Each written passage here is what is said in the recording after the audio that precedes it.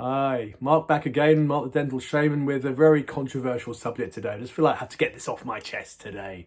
And that's the subject of certainly medical, but for me, dental gaslighting. What does that mean? Dental gaslighting? So I'm talking about the kind of psychological concept of gaslighting, where you're made to feel foolish, stupid for questioning the narrative. And you're kind of dismissed for being an alternative thinker, a bit of a hippie, almost a bit of a moron, quite frankly. And I've had it all my career because I got trained in one of the best institutes in the planet in dentistry, Guy's Hospital in London in the 80s, started in 1982. And wow, we all heard in the 80s how Princess Diana had her mercury fillings removed, and wasn't she crazy for doing that? And all the people that then wanting to consider having their amalgam fillings replaced were also seen as rather foolish or stupid. So I grew up in those days in the dental world, and that was the start of it. And then I started to go into the rabbit holes of holistic dentistry. So amalgam, why is amalgam questioned? Well, it's significantly made up of mercury. And when you read the science, you read that mercury is one of the most toxic, dangerous metals on the planet. Really, there's not much else after plutonium, for example. And then you go down the rabbit hole of fluoride, which we all know is an amazing neurotoxin. We use it in pesticides, we use it in rat and mouse killers, rodent killers, shall we call it. So we have it in our toothpaste. Are we foolish and stupid for questioning why it's in our toothpaste, and should it be in our toothpaste just because it apparently makes our teeth a little bit stronger and resistant to tooth decay? And it kind of went on and on over the last 35 years of my career. And in the end, I just decided to just put my head under the radar, because if you stick your head up and speak too much against the narrative, certainly in the last 30 years, you were either seen as a quack, you were certainly seen as a danger to the public, and were even questioned by our governing bodies, the dental associations and dental councils, for being a dangerous free thinker. And over that 30-year period, what's happened?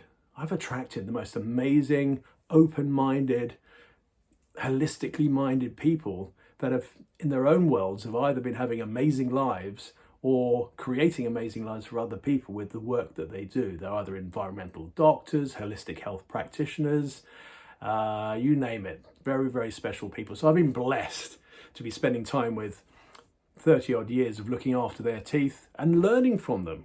Because so many of them have opened my eyes, opened my heart, opened my spirit to the potential for biological dentistry, holistic dentistry, and my latest kind of fusion of it all in more spiritual based dentistry, which is shamanic dentistry.